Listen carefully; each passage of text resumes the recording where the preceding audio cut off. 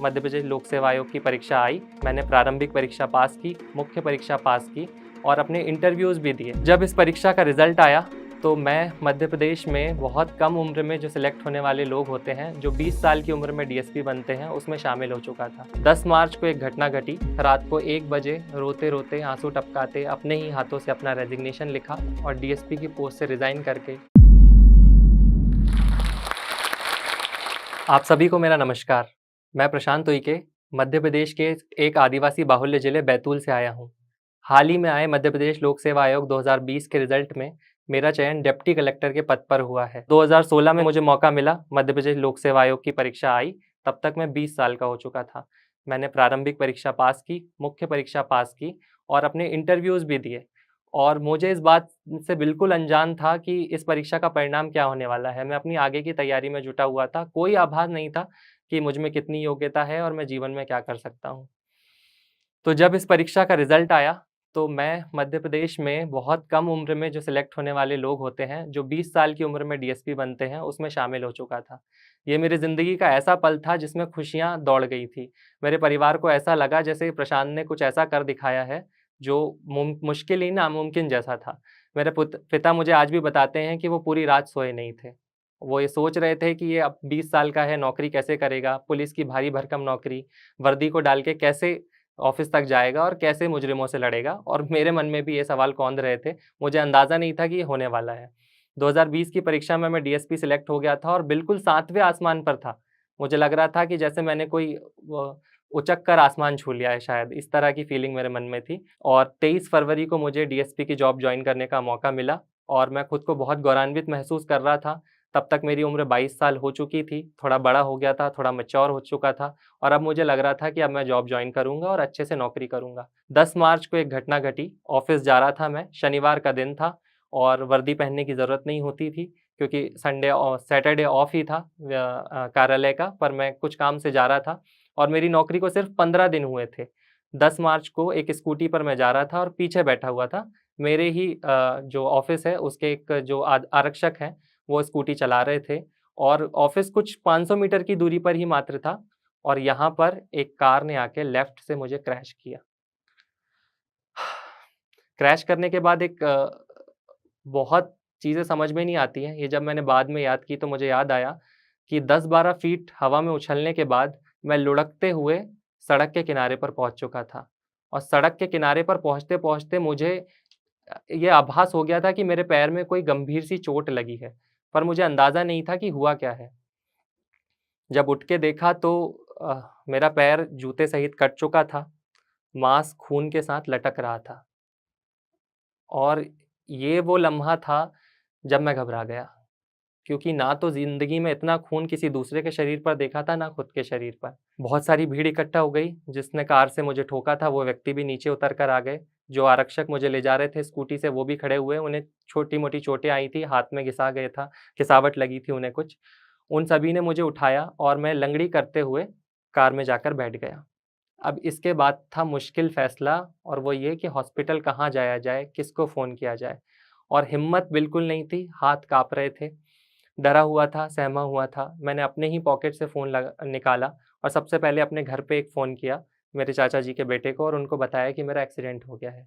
उनकी ये बात सुनते से ही उनने मुझसे कहा कि एक्सीडेंट में हुआ क्या है? तो मेरे मुँह से निकला कि मेरा पैर टूट गया है। मैं उनके क्लैरिफ़ाई नहीं कर पाया कि कितनी चोट है और उनको लगा कि जैसे मेरा पैर कट के अलग हो गया है और वो भी घबरा गए इस बात से। उसके बाद फ़ैसला ये लेना था कि हॉस्पिटल कौन से जाया जाए, तो ड्राइवर महोदय जिन्होंने मुझे ठोका था, वो मुझसे ही पूछते हैं कि आप बताइए कहाँ चलना है? मैंने कहा भाई साहब मुझे कोई जानकारी नहीं है, जॉब जॉइन किए हुए 15 दिन हुए हैं, ये भोपाल डिस्ट्रिक्ट है, मुझे क्या पता कि यहाँ कौन-सा हॉस्पिटल है, आप प्लीज़ मुझे ले चलिए, आप तो यहाँ के लोकल रेज़िडेंट हैं। जैसे-तैसे वो मुझे उसी हालत में उनकी कार में खून लगातार बह रहा था, मेरा जूता आधा कटा हुआ था और मांस लटकते हुए मैं देख रहा था। और पहले हॉस्पिटल हम पहुँचे, कार से उतर के मैं लंगड़ी करते हुए हॉस्पिटल की सीढ़ियाँ जो 2-3 सीढ़ियाँ थी वो चढ़ा ही था कि उन्होंने बताया कि डॉक्टर महोदय अभी मौजूद नहीं हैं, आप वापस बैठ जाइए, किसी और हॉस्पिटल जाइए। मैं वापस आकर बैठ गया। जब दूसरे हॉस्पिटल की बारी आई, तो मैंने उनसे कहा कि प्लीज़ एक व्हीलचेयर ला दीजिए, ऐसे लंगड़ी करते-करते जाऊँगा तो क्या पता मेरा दूसरा पैर अपने हाथ में मुझे लेके जाना पड़े। तो फिर उन्होंने कहा कि आप वेट कर लीजिए, डॉक्टर को आने में करीब 1 घंटा और लगेगा। इस समय तक काफ़ी खून बह चुका था। और मेरा डर लगातार बढ़ता जा रहा था और घबराहट बढ़ती जा रही थी। मुझे लग रहा था कि जैसे थोड़ी देर में बस बेहोश हो जाऊँगा और उसके बाद मुझे कौन सँभालेगा। घरवाले नहीं थे यहाँ पर, कोई फ्रेंड नहीं था, कोई दोस्त नहीं था और कुछ समझ नहीं आ रहा था कि क्या करना है। फाइनली हम तीसरे हॉस्पिटल में पहुँचे और डॉक्टर से जाकर मैंने कहा कि सर तीसरे हॉस्पिटल में डॉक्टर मौजूद थे, उनको जाकर मैंने बताया कि सर मैं डीएसपी हूँ, मेरा पैर टूट गया है एक्सीडेंट में, प्लीज़ आप इसे जोड़िए। तो उन्होंने सबसे पहले एक पट्टी बाँधी और मुझसे कहा कि पहले आपका एक्स-रे कराया जाएगा। एक्स-रे कराने के बाद एक अजीब-सी चीज़ हुई। एक्स-रे कराने के बाद वो मेरे पास आकर कहते हैं और जब मैंने उनसे पूछा कि सर क्या हुआ है और क्या करना पड़ेगा? तो उन्होंने मुझसे कहा कि तुम्हारी एड़ी कटकर लटक रही है। तो मैंने कहा सर हड्डी तो नहीं टूटी है? तो वो कहते हैं कि नहीं हड्डी नहीं टूटी है। तो मैंने कहा सर ये तो अच्छी बात है। तो उन्होंने कहा कि नहीं ये बुरी बात है। तो मैंने कहा सर ऐसा क्यों है? तो वो कहते हैं कि हड्डी जुड़ जाती है, तुम अभी 22 साल के हो, इस नई उम्र में अगर हड्डी टूटती है तो वो जुड़ जाती है। असल में मांस नसों के साथ खून को पहुँचाता है और तुम्हारा वो कट के अलग हुआ है। अगर ये मांस दोबारा जोड़ने पर, टाँके लगाने पर एक्सेप्ट नहीं हुआ तो समस्याएँ होंगी। तो मैं इस विचार को नहीं उस समय झेल पा रहा था और मैंने कहा कि आप तो जो प्रोसीजर हो सकता है करिए। उन्होंने कहा कि आपने खाना कब खाया है? तो मैंने कहा बस आधे घंटे पहले ही खाया है। तो उन्होंने कहा कि फिर हम आपको एनेस्थीसिया भी नहीं दे सकते, आपको 4 घंटे वेट करना पड़ेगा। तो फाइनली मैं हॉस्पिटल में पड़ा हुआ था, बिल्कुल असहाय, पट्टी बँधा हुआ और इंतज़ार कर रहा था कि कब मेरा ऑपरेशन होगा। तब तक मेरे कुछ दोस्त हॉस्पिटल में आ गए थे, बहुत सारा पुलिस डिपार्टमेंट का महकमा वहाँ मौजूद हो चुका था और मुझे ऑपरेशन थिएटर के लिए ले जाया जा रहा था। तब तक मेरे परिवार वाले हॉस्पिटल नहीं पहुँचे थे। मुझे अंदर ले जाया गया, रीढ़ की हड्डी में एक इंजेक्शन लगाना होता है, मुझे ये पता भी नहीं था कि उसके बाद शरीर पूरा सुन्न हो जाता है, तो डॉक्टर ने बस पीछे स्पाइन में इंजेक्शन लगाया और उसके बाद मेरी पूरी लोअर बॉडी सुन्न हो गई और मुझे पता नहीं था कि नीचे क्या चल रहा है। उन्होंने मेरे पैर को बिल्कुल इस तरीके से सिला जैसे जैसे जूते सिले जाते हैं, जैसे कोई जूता उधड़ गया हो और बहुत सारे टाँके लगा दिए और मैं पट्टी बँधा हुआ ऑपरेशन थिएटर से जब बाहर आया तो स्ट्रेचर पे लेटा हुआ देख रहा था कि मेरे परिवार वाले सभी आ चुके हैं और सब लोग थोड़ी सबने राहत की साँस ली क्योंकि पैर में वैसी चोट नहीं थी जैसी वो समझ रहे थे या पैर कट के अलग नहीं हुआ था, डॉक्टर ने उसे फ़िलहाल तो जोड़ दिया था। पर मुझे आभान नहीं था कि आगे क्या होने वाला है। तो जब डॉक्टर से शाम को बात हुई तो उन्होंने कहा कि हमने टाँके लगा के आपकी एड़ी को जोड़ दिया है, पर अभी देखना है कि ये एक्सेप्ट होती है या नहीं, ये मांस एक्सेप्ट हो पाएगा या नहीं। और डॉक्टर ने मुझसे कहा कि पैरों की उँगलियाँ चलाते रहिए ताकि आपके ब्लड का फ्लो चलता रहे। इस तरीके से मैं 3 दिन तक इंतज़ार करता रहा और जब 3 दिन बाद पट्टी खुली तो जिस बात का डर था वही हुआ। पैर के एक हिस्से में ब्लड फ्लो नहीं गया था और इस वजह से उस हिस्से में गैंग्रीन हो गया था और डॉक्टर ने मुझे कहा कि प्रशांत 75% हिस्सा तो एक्सेप्ट हो गया है पर एक 25% का हिस्सा है जो एक्सेप्ट नहीं हो पाया है। तो मैंने कहा सर इसमें क्या करना होगा? तो उन्होंने कहा कि हम और दिन वेट करेंगे, शायद इसमें ब्लड फ्लो आ जाए और ये हिस्सा एक्सेप्ट हो जाए। तो बस वेट करने लगे और कुछ दिन बाद देखा तो वो हिस्सा सड़ के काला हो चुका था। तो अब मौका आ गया था दूसरी सर्जरी का, उस हिस्से को काट के निकालना पड़ा अन्यथा पूरा पैर उससे सड़ सकता था। तो उस हिस्से को डॉक्टर ने काट कर अलग कर दिया और मैं इस घबराहट में जीने लगा कि आगे मैं चलने वाला हूँ या नहीं और इस बात का जवाब डॉक्टर भी मुझे नहीं दे रहे थे और ना ही मेरे पास था और ना कोई मुझे कन्विंस करने वाला था, ना कोई समझा पा रहा था। सब लोग बस मुझे शांत रखने की कोशिश कर रहे थे। मेरा नाम प्रशांत है, पर जीवन में वो पहला समय था जब मैं बिल्कुल भी शांत नहीं रह पा रहा था और जब इस बात दर्द के साथ दोस्ती हो गई थी, तो मैं इसी के साथ आगे बढ़ने लगा और अपने पैरों पर एक दिन खड़ा भी हो गया। तो दोबारा मौका आया जॉब जॉइन करने का और भोपाल की एक सीएपीटी अकेडमी में मैं ट्रेनिंग करने के लिए पहुँच गया। जब ये ट्रेनिंग करने पहुँचा तो मुझे इस बात का अंदाज़ा नहीं था कि ये ट्रेनिंग मेरे लिए कैसी होने वाली है, ये एक तरह के प्रयोग की तरह था। डॉक्टर ने मुझे बताया था कि इस पैर के साथ सर्वाइव करना तुम्हारे लिए आगे मुश्किल होगा, पर कितना मुश्किल होगा मुझे इसकी जानकारी नहीं थी।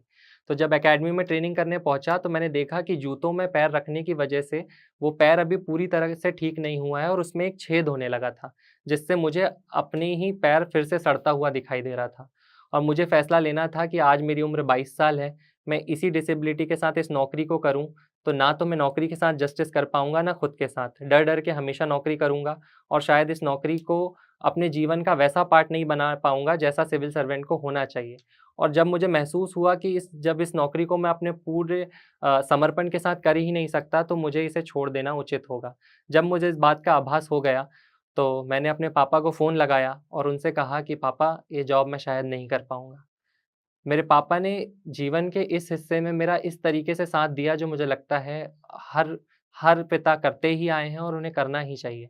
आपके बच्चे जब किसी चीज़ में आपकी राय माँग रहे हों, आपका साथ माँग रहे हो, तो आप बस अपना हाथ बढ़ाइए और उनके कंधे पर रख दीजिए। मेरे पापा ने वैसा ही कहा और उन्होंने मुझसे कहा कि तुम जैसा चाहते हो वैसा करो, हमें तुम पे पूरा भरोसा है। यदि कम उम्र में तुम डीएसपी सिलेक्ट हो सकते हो, तो आगे कुछ ना कुछ कर लोगे। इस हिम्मत के साथ मैं निकल आया अकेडमी से। रात को 1 बजे रोते-रोते, आँसू टपकाते अपने ही हाथों से अपना रेज़िग्नेशन लिखा और डीएसपी की पोस्ट से रिज़ाइन करके ट्रेनिंग अकेडमी से वापस घर आ गया। मुझे लग रहा था कि ये ज़िंदगी का ऐसा हिस्सा है जब मैं टूट के बिखर जाऊँगा। मेरे रेत का महल अब ढह चुका है। एक बहुत बड़ी नौकरी जो मुझे बहुत कम उम्र में मिली थी, उसको मैंने छोड़ दिया था। जितनी सैलरी मुझे मिली थी, प्रोबेशन पीरियड में एक नियम होता है कि वो सैलरी आपको लौटानी पड़ेगी, तो मैंने वो पूरे पैसे लौटा दिए थे। दूसरी हानि ये हुई कि इस एक्सीडेंट की वजह से जो भी खर्चा हुआ वो मुझे मेरे पापा को देना पड़ा और अंत में अब मेरे पास नौकरी भी नहीं थी। और मुझे एक पुराना किस्सा हमेशा याद आता है। मैंने मेरे पापा से हमेशा कहा था कि पापा 2019 में आप रिटायर होने वाले हैं। आपके रिटायर होने से पहले मैं नौकरी पर लग जाऊँगा, तो आपके कंधों का भार मैं अपने कंधों पर लूँगा, आप इस बात की चिंता मत करो। इस वादे को मैंने पूरा कर ही दिया था 2017 में डीएसपी चयनित होकर, पर पर ये वादा फिर से अधूरा हो गया था इस जॉब को छोड़ने के साथ और ये मेरे मन में घर करता जा रहा था और इसी के साथ मेरे पैर में जो एक छोटी-सी दिक्कत आ गई थी, इसको सुलझाने के लिए एक प्रोसेस से गुज़रना पड़ा, जिसमें मुझे रोज़ सुबह उठना होता था, अपने पैर की ड्रेसिंग खुद करनी पड़ती थी, खुद पट्टी बाँधनी होती थी और फिर धीरे-धीरे चलकर देखना होता था कि ये पैर ठीक से काम कर रहा है या नहीं। ये प्रोसेस मुझे दिन-रात तोड़ रही थी और एक उम्मीद भी बंधा रही थी कि जीवन में कुछ करना है, प्रशांत इससे बाहर निकलना है, अपने पैरों पर खड़े होने के अलावा तुम्हारे पास कोई विकल्प नहीं है। इस दौरान ज़िंदगी के सबसे कठोर पलों को मैंने जिया क्योंकि सबसे कठोर समय वो होता है जब आपके आस-पास के लोग, आपके पड़ोसी, आपके जानने वाले लोग आप पर विश्वास करना छोड़ देते हैं और आपके बारे में वो बातें कहते हैं, जो आपके कानों तक पहुँचने के बाद आपका विश्वास लगातार टूटता चला जाता है। मेरे बारे में कुछ दोस्तों ने अनजाने में या जानबूझकर ये बात फैला दी कि मुझे नौकरी से निकाल दिया गया है। और उन्होंने ये बात इसलिए कही क्योंकि उनको लगता था कि मैंने नौकरी के पूरे पैसे लौटाए हैं और अब मेरा पैर ठीक नहीं है, अब मैं नौकरी करने में सक्षम नहीं हूँ। तो उन्होंने इस बात को सब जगह प्रसारित कर दिया कि मुझे नौकरी से निकाल दिया गया है। कुछ लोगों ने मुझे घमंडी कहा, नासमझ कहा कि ये तुक्के का सिलेक्शन लेकर पहुँच गया था और इसको अब वापस आना पड़ गया है, अब ज़िंदगी में लौटकर कभी वहाँ नहीं पहुँच पाएगा, बहुत ही नासमझ लड़का है, थोड़ा सोच सकता था। मेरे पिता को बार-बार उनके फेलो टीचर्स या जो भी मिलने वाले लोग थे, वो कहते थे कि आपने अपने बेटे को रोका क्यों नहीं? नौकरी रोक सकता था, ऑफ़िस जॉब कर सकता था, किसी टेबल जॉब को कर सकता था, पर इतने बड़े पद को क्यों छोड़ा? ये मैं प्रूव करने के लिए सिर्फ़ एक एग्ज़ाम का इंतज़ार कर रहा था और एग्ज़ाम होने का नाम नहीं ले रहा था। 2019 की अंततः परीक्षा 2020 में हुई। 12 जनवरी को प्रारंभिक परीक्षा हुई और मेरे मन में फिर से उम्मीद की एक लहर दौड़ गई कि प्रशांत अब लौटना है और प्रत्येक व्यक्ति को जवाब देने से अच्छा होगा कि सबको जवाब अपने परिणामों के माध्यम से दिया जाए। तो प्रारंभिक परीक्षा मैंने दी और प्रारंभिक परीक्षा में बहुत अच्छे अंकों के साथ उसे फिर से पास कर लिया।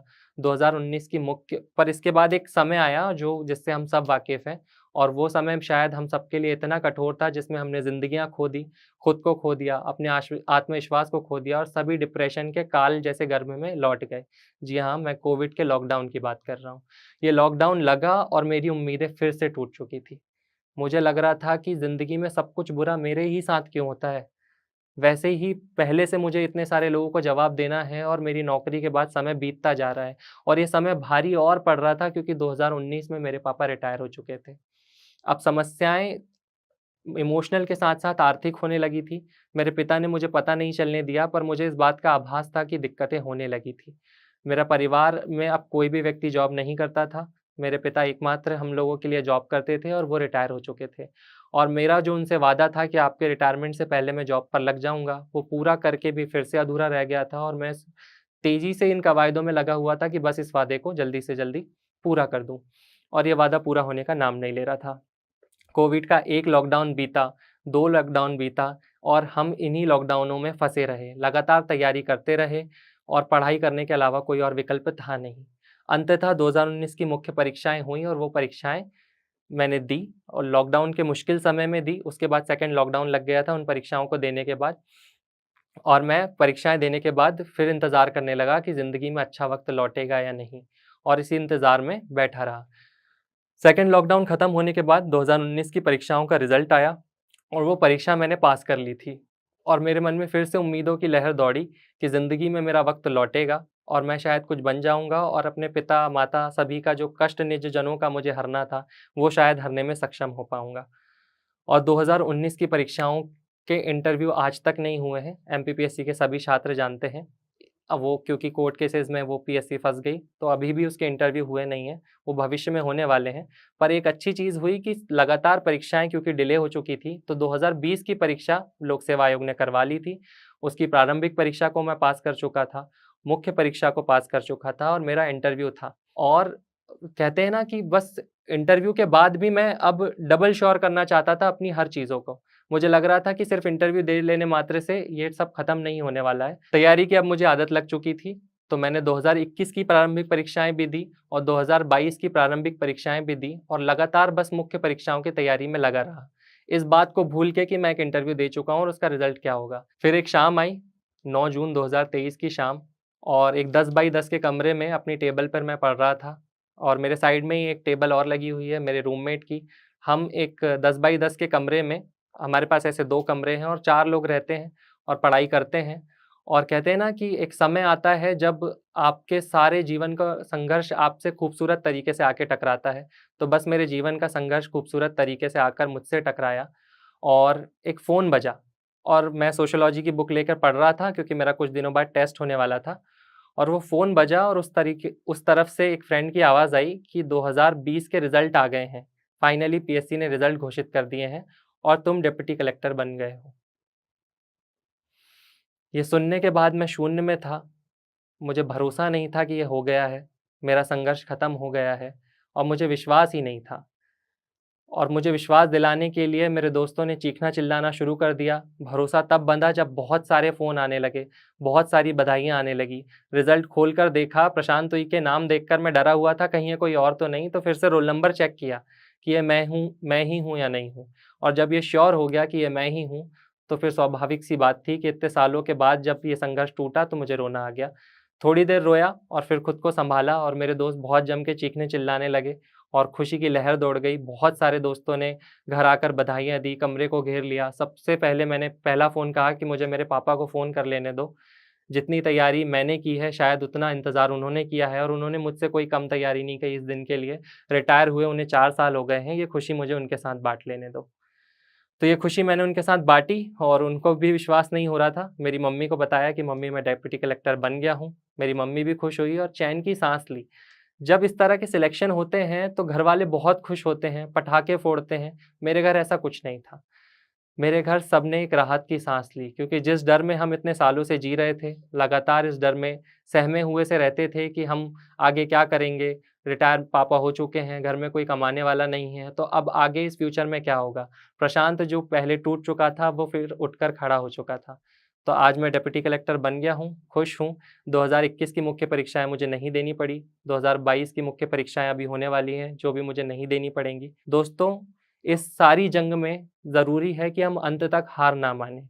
अंत तक हार ना मानना ही शायद जीत जाना है कि आपको काँपना नहीं है। ज़िंदगी में परेशानियाँ आती हैं। ये लाइफ़ इतनी बड़ी है और इतनी डाइवर्सिफ़ाइड है कि आपको अंदाज़ा ही नहीं है कि कल क्या होने वाला है।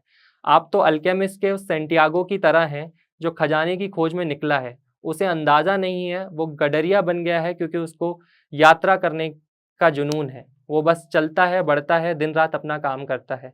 तो बिल्कुल अपने लक्ष्य के प्रति भूल जाइए और चलते रहिए क्योंकि ज़िंदगी चलने का नाम है और यही हमारा काम है। हम चलते जाएँगे, रुकेंगे नहीं और अंततः आप जीतेंगे। और जीतने का मतलब किसी परीक्षा में पास होना या कुछ हासिल कर लेना नहीं है। मेरे हिसाब से जीतने का मतलब है अंत तक हार ना मानना। और मैं जोश टॉक्स को थैंक यू बोलना चाहूँगा क्योंकि उन्होंने मुझे मौका दिया मेरी कहानी आप सभी के साथ साझा करने का। Thank you everyone. Thank you जोश टॉक्स। इस वीडियो के बारे में अपनी राय नीचे कमेंट सेक्शन में हमें बताएं और अपने दोस्तों के साथ ये वीडियो शेयर करना ना भूलें।